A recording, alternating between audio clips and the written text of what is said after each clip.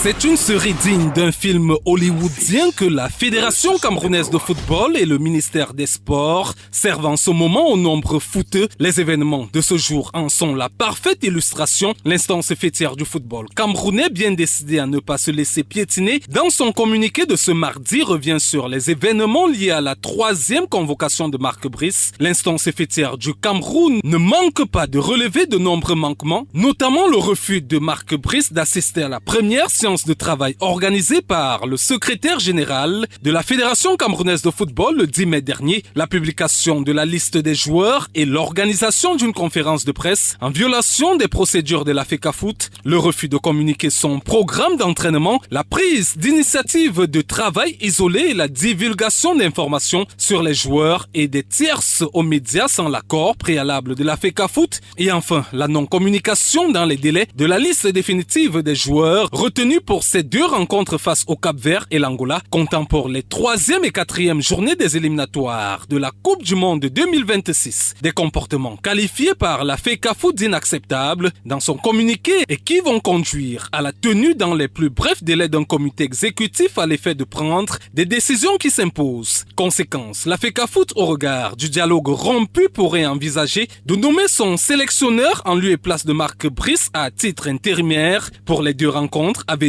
et mettre donc définitivement le Belge de côté, une hypothèse plausible aux yeux de la FIFA, principal interlocuteur des associations membres, ce qui en l'état fera disparaître le nom de Marc Brice des fichiers de l'instance internationale. Conséquence, la FECAFOOT dans ce cas se heurterait également au ministère des Sports, bien décidé à imposer son propre staff et ceci sans aucune autre forme de procès au regard des événements en cours. Il est à noter que ces bras de fer et cette guerre d'ego pourraient dans un premier temps sur le plan national amener le ministère des Sports à retirer l'agrément à la FECAFOOT et dans un second temps au niveau international conduire à l'annulation par la FIFA des 2 prochains matchs des Lions indomptables avec de lourdes conséquences à la clé, l'élimination du Cameroun à la prochaine Coupe du Monde de la FIFA, la suspension du Cameroun pour une durée de 6 mois à 5 ans par l'instance de football international et même l'installation d'un comité de normalisation.